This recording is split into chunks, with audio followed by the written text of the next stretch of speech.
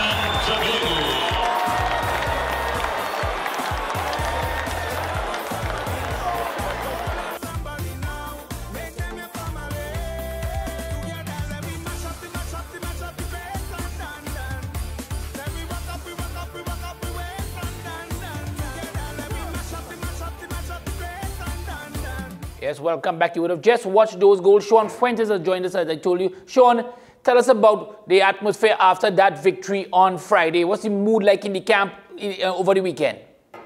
And welcome again. Andrea, thanks for having me once again, as always.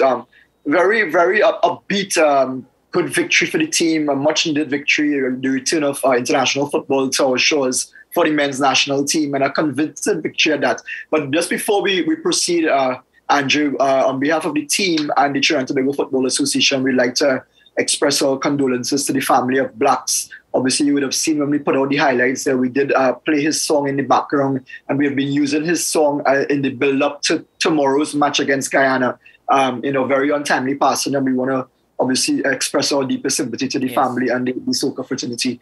But in terms of our team itself, right now we're getting ready to head to the Atubolan Stadium for a training session, final training session before tomorrow's final in the Courts Caribbean Classic. Very upbeat, as I mentioned, and we saw Guyana yesterday overcoming Barbados as well, a 5-0 victory. It means that they're also up for the challenge. So I expect that tomorrow at 7 p.m. we're going to get a really tight contest. Both teams obviously looking for bragging rights. Guyana having a point of trying to prove a point after the loss in the World Cup qualifier last year. And obviously Trinidad and Tobago trying to build upon what we've started already last week. In terms of the success, Levi Garcia scoring his hat-trick, 2 goals for Telford, 2 goals for Young Dillon. Tell us about Young Dillon. A lot of people have asked about him. Nicholas Dillon. Yeah, Nicholas Dillon. If you recall, he's a former member of the national under-20 team. Has done well. He played for Angus Eve at Naparima College, and he's a player at Angus, knows quite well.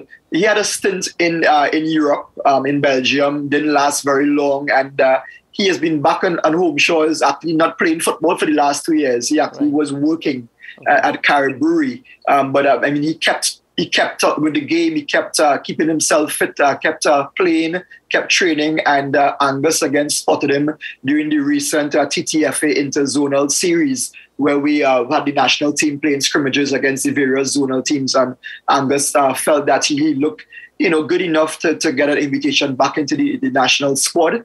And it proved to be worthwhile because he looked the part on Friday night, just the start of things to come, hopefully, for him. And I expect that he's going to be continue to keep his place in the team and continue to knock on the door. Levi Garcia, first international hat-trick, first headed goal for Trinidad and Tobago at the international level. So he was quite pleased about it. And then, of course, you had young John Paul Rushford also getting his first goal for Trinidad and Tobago at the senior level. So, good form from the players, a good impression by them in terms of, their eagerness to want to perform well at international level. And I remember this is all in preparation for the CONCACAF Nations League opener in June, as well as our 2026 World Cup qualifying campaign for Canada, Mexico, USA. We've been looking on over the last couple of days. We saw Canada, they've sealed their first qualification for World Cup 2022, USA and Mexico right there as well. So this is what we are preparing for. And people might be saying, well, we're playing Barbados and we're playing Guyana. But this is where we have to take care of business and start that preparations for the journey ahead. Just one note as well, Andrew, with regards to the squad, a bit of squad news for you for tomorrow's game. Sure. The TTFA and Angus did agree with the respective clubs to only have the likes of Andre Fortune and Keston Julian for one of the 2 international matches. Both players have returned to their respective clubs. And coming into the team for tomorrow's game is Alvin Jones. Oh, he's come back. Good. Yeah, he's come back into the team. And a youngster out of Club Sando who's actually in the national under-20 team now, a midfielder by the name of Marvin Waldrop. Okay. So those are the 2 players coming into the setup for tomorrow's game. As you mentioned that, and of course Marvin Phillips, even though the score was 0, there were at least Barbados had about 3 or 4 chances, and he made some outstanding saves. People have overlooked that because of the score, but for those of us who were there like yourself, Barbados had chances. You're quite right, and at critical points in the game as well. Correct. Even before we put on the score sheet, they had a couple of tries at our goal. And credit for Barbados. They brought a young squad here. Russell Latipi was not on the sidelines for this game, and for the first 20-25 minutes, I thought they looked pretty decent. Yes. And they were up for the challenge. And then obviously we took control of proceedings. But I think what was good from our end is that we saw a Trinidad and Tobago team that didn't let their foot off the gas. They realized they had a team to punish and to obviously increase the goal tally as much as possible. And they took advantage of it. They were very clinical in their finishing, and I thought they executed the game plan very well. As Angus mentioned in his post-game comments, it took a little time for the team to really settle into that rhythm because they haven't played together for quite some time. This is obviously the first time that this group of players have come together since the not just the Gold Cup. I mean, we had some of them involved for the Bolivia friendly as well, but just 4 days on the training pitch and being able to put on a performance like that. We are hoping that they can take this into tomorrow's game as well. We want to remind the fans as well, Andrew, that we've made it a little bit easier for them to get down to the AC Crawford Stadium in terms of the tickets at a price at $150 for covered and $100 for uncovered. It's now 2 persons on 1 ticket. You can get your tickets at the advertised outlets, Fan Club, Fan Zone, Legends, Sports Bar in Point Fortin, the Hazy Crawford Stadium from 10 a.m. tomorrow. 2 persons on 1 ticket. And of course, kids 12 and under get free access. We're going to have a bit of entertainment at the venue tomorrow. There's also a sort of an all-inclusive section which you can get details for. On Vibes, I think they call it themselves Vibes, something called Vibes. Yes. Vibes, correct. Yeah. And we're going to also have the Siparia rhythm section going to be there to add a little bit of tempo to the atmosphere. How are you feeling for tomorrow? Because I get the sense, Sean Fenton, I hope you all are prepared in terms of parking outside of the stadium, because I get the sense that a massive crowd.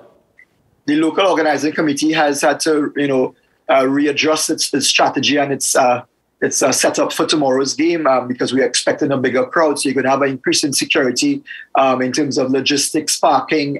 Still no parking inside the venue for fans. But at the same time, we're going to ensure that people are comfortable and can get easy access into the venue for tomorrow's game. 7 p.m. kickoff. And we expect Guyana to come strong, and we're asking our Trinidad and Tobago players crowd to come out in their numbers as well. And the boys come on time, Sean. Sean, you need to tell them to come on time, because as you know, at the start of that game, we might have about 500 or 1,000. By the end of the game, we have 4,000. But when the game started, that's when all of the Trinidad and Tobago supporters always come late.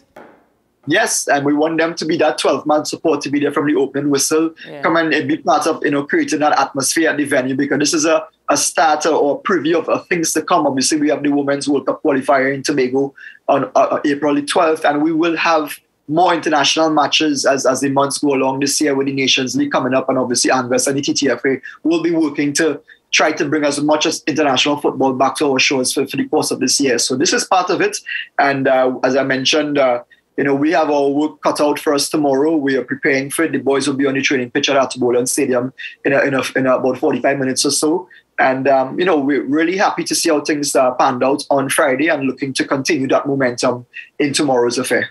Sean, stay with us. We want to play Jamal Shabazz. As Sean mentioned yesterday, last night, I should say, Guyana won by 5-0. Afterwards, Jamal Shabazz, we know how he's talkative.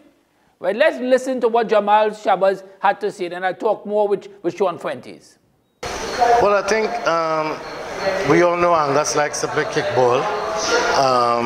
He's shown it in the Pro League, but respect to him. You could see some methods. I was impressed. I was really, really impressed. Not just the score line, but the way they put the game together. Right? I was impressed with that, but I would like to see them tiki-taka it out against our pressing methods in this game coming up. And I'm saying this with a special emphasis for Wyatt fans. Some of my friends in Wyatt and some of my enemies in Wyatt. I let Angus, if Angus name Angus Eve, let him put down the ball and bring it out at the back Tuesday. And you go see where the old people used to say where barley grow and when to reap it. You see that. All right, Jamal. Best of luck to you and thanks a lot. Thank you. Good. Right. Head coach of Guyana, Jamal Shabazz. Jamal, good start to the camp. This series, you wanted a victory. You got a convincing victory. Your reactions to it? Well, I think it was good to start with a win tonight. The guys worked hard. I thought, especially in the first half, they did well to move the ball. But credit to Barbados, they never give up. Just like in the Trinidad and Tobago game, they played to the end. I noticed Cox and Dan and some of the boys came off the bench. Was there any reason that you didn't use your full foreign contingent, let's say, from start? Well, we building a team, you know, based on what we have in front of us. Those guys came in, we gave them a chance to see the team play, some of them, and settle in. We know that they can bring something to the table, but in this first game we wanted more the local based players. In fact, all of them except Tyrrell started. And to measure the work that we've done against Trinidad and Tobago, we're going to try to play more of the overseas-based players and try to make it a match. Was it a matter of keeping the powder dry for Trinidad then? Not really. We got to try to keep everybody happy because we have the local-based players training 4 days a week in Guyana, and the only way we can test, you know, their level of readiness is to give them that match exposure, you know. So we have at least 14 overseas based players that we could have called on, but we only called on 6 on this occasion, and 2 of them actually playing in Jamaica as well. Looking you know, at the whole question of the Trinidad and Tobago team, it gives us the opportunity now to put a couple more fresh legs on the field. What aspect of the game, tactically or otherwise, I think is going to be important on Tuesday for Guyana to get the result? I think for both teams it will be who gives more respect to the opponent that they deserve. You know, Trinidad have some monsters in attack. Definitely Levi Garcia is a monster, and Telfa. A lot of guys who I like, you know, and like to see play. But we also have some villains and some monsters of our own. So I think it's going to be, you know, who dares win, you know, who's going to take the chance to put down the ball and try to play out of pressure. You know, I think it provides a very, very, very interesting encounter, and exactly what both teams need at this point in time. Alright, now where do you think Trinidad was strongest against Barbados, and how they plan to counter? Well, first of all, I think the finishing for Trinidad was immaculate. You know, when you look at the game and see that Marvin Phillips could have been the 3rd or 2nd candidate for man of the match, right? You know that Barbados didn't lie down. And the finishing of the Trinidad and Tobago team, it is maybe 20, 25, 30 years we've not seen that type of clinical finishing from a Trinidad and Tobago team. You know, of course, for them to do that on Guyana, they gotta get close to the goal. You know, and you know, trust me, you know, they're gonna find some difficulty in this game. I think it will be a good game for Trinidad and Tobago to come out and watch. I think it will be a good game to measure the both teams as well.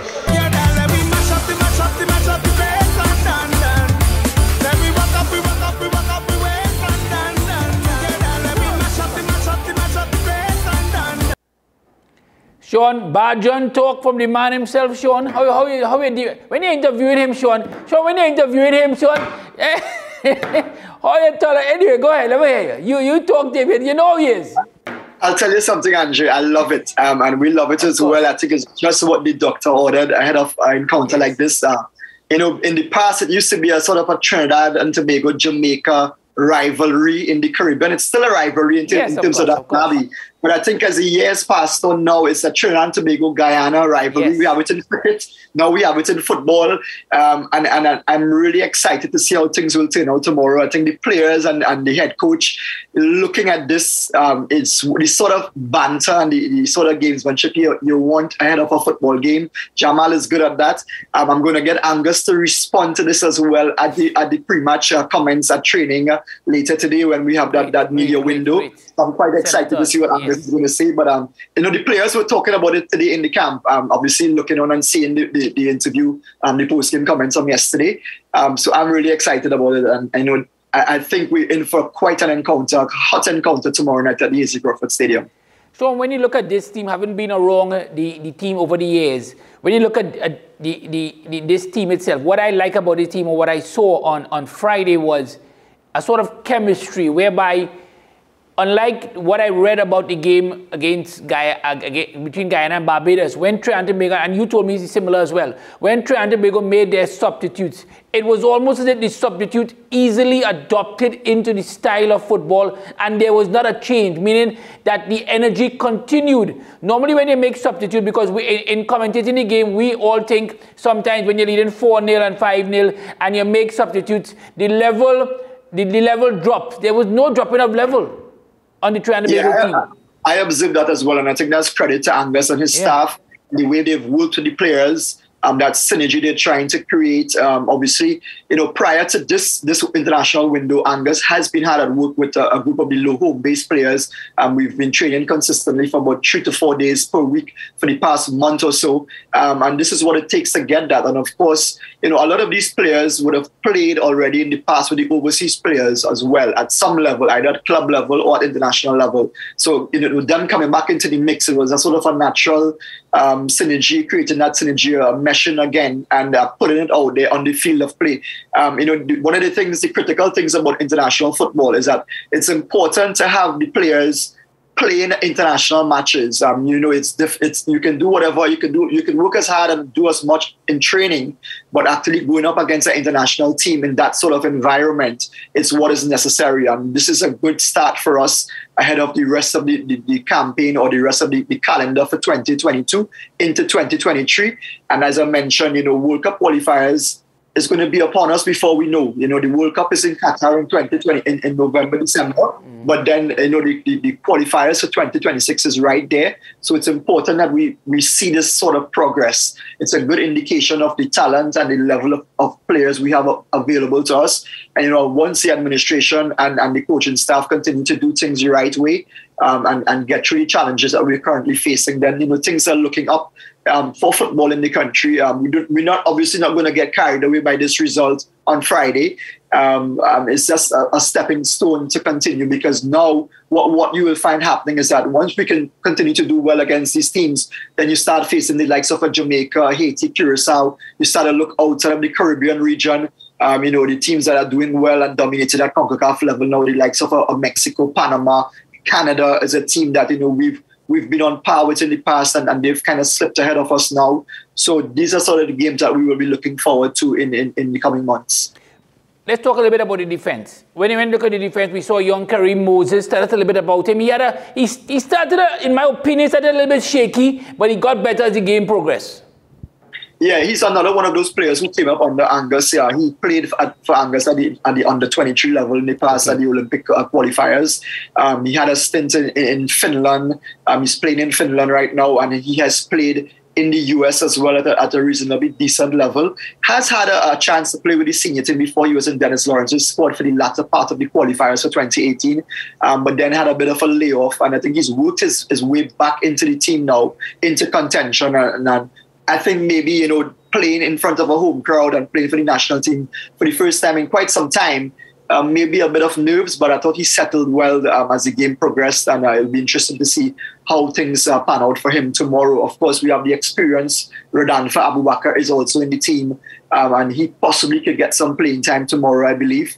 And the rest of the squad, obviously, players, Angus will try to give as much exposure and as much playing time to the rest of the players that are involved in this squad right now. As I mentioned, 2 players coming back into the team, Alvin Jones and a newcomer, Marvin Waldrop, is now in this squad because of the fact that Keston Julian and Andre Fortuny have had to go back to their respective clubs. And remember, we still have players who are not in this current squad. Sheldon Batu is not here with us, and Nicholas Frenderup also. Then both Jovan Jones and Kevin Molino are on their way back from injury. So there's we have a couple of players with Halifax Wanderers in the Canadian League as well. So there's still some strengthening to do, and some opportunity for Angus to see more players.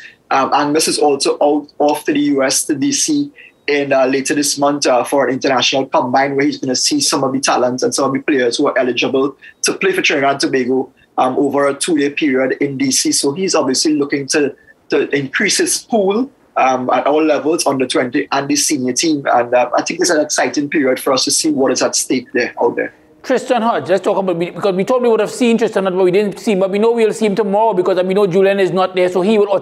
Well, I'm not the coach, but one expects to see Tristan Hodge obviously tomorrow. Julian not being on the team. Yeah, I believe he will get some playing time. Tristan has been a solid player for us. I think one of the more complete players in the team. Angus has been impressed by him. He has had a decent CONCACAF Gold Cup and is now playing in the US. Decent player, so I'm quite excited to see how he fits into the setup for tomorrow's game. And of course, Levi Garcia is going to be there, Ryan Telford and the full lights. But you expect them to be marking based on what? Sorry, the continuation, but based on what was said by Jamal, I think Angus, they're going to put a lot of marking. I'm not saying marks. Maybe they might put a lot of marks too on Levi Garcia. One expects that because the Guyanese team are a lot more rough than the Barbados team. A little bit more aggressive, yes, and also a lot more organized than the Barbados team. Yeah. So I expect Jamal again. And these players would have seen. Played against Levi in the World Cup qualifier. They know his capabilities. So I expect tomorrow's contest is not going to be a runaway for either team. Very organized in all aspects of play. We're going to get from the Guyanese team. And as I mentioned, Jamal, I think he has something up his sleeves to show tomorrow. So that's why I'm really excited about this encounter. I think, he played mind games by trying to tell Angus to play tiki-tack coming out. He's trying to play mind games on the Trinidad and Tobago team in terms of play. You go ahead and play the ball off on the back.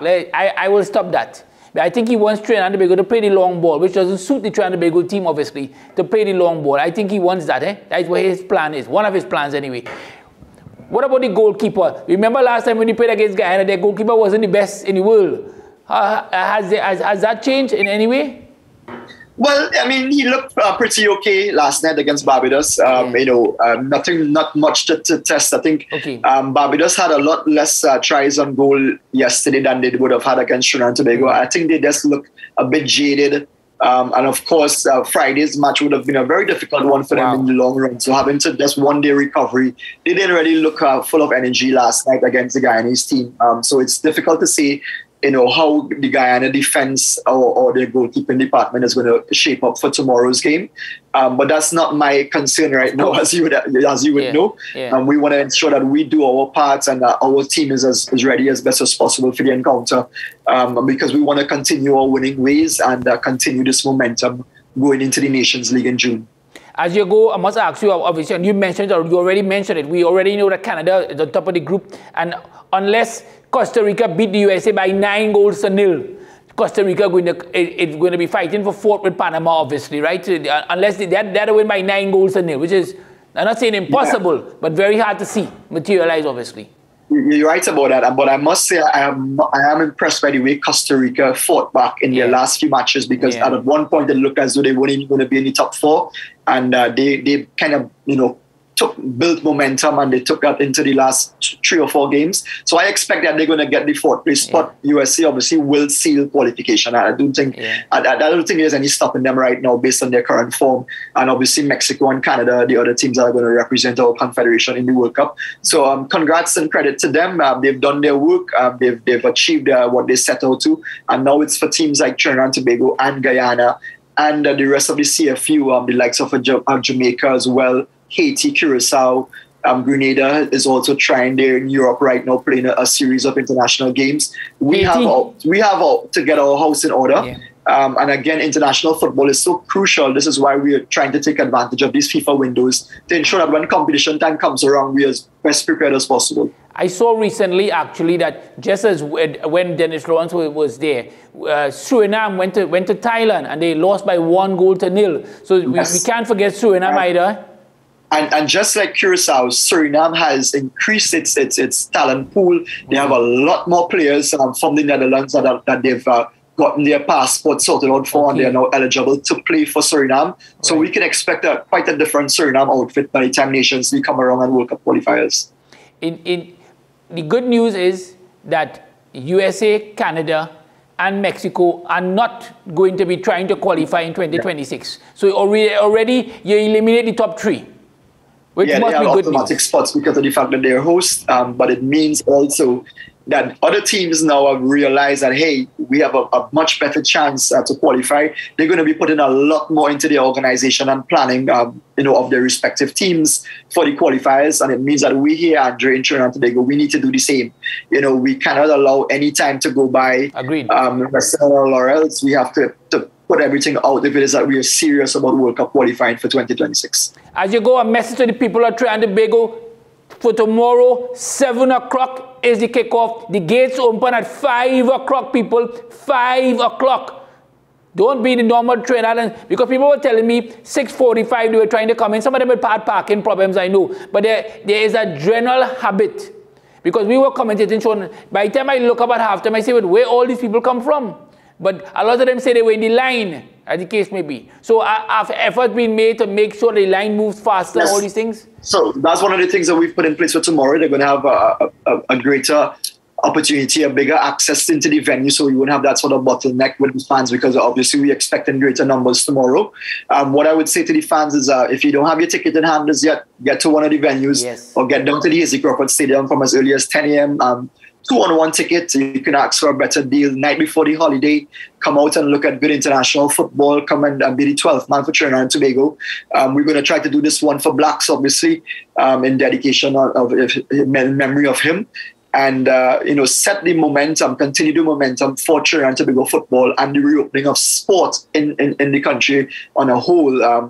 Come out there, be part of it, and come and support your national team tomorrow. Sean Fuentes, thank you very much. I know you have to go to your practice. Take good. We'll keep in contact and talk again. Again, thank you very much. And see you tomorrow anyway. Thanks a lot, Sean. Thanks, Andy. See you tomorrow. Of course, Sean Fuentes, Director of Communications and Media at the Trinidad and Tobago Football Association. It's on, people. Tomorrow, Trinidad and Tobago versus Guyana. 7 p.m. kickoff. For $150, you can get 2 persons can now go in at $150 on the cover stands, and 2 persons at $100 on the uncover stands. Tickets located at the fan zone. The fan zone, which there are 2 branches, one in Movie Tongue and one in Shogunas. When you go there, tell them Rodney sent you, and they'll give you good treatment. When you go to the fan zone, say Rodney send you, and you should get extra good treatment. So tickets available at Movie Tongue and also in Shogunas. And on the day of the match, tickets available at the Hazy Crawford Stadium. We take a short break. We'll be back.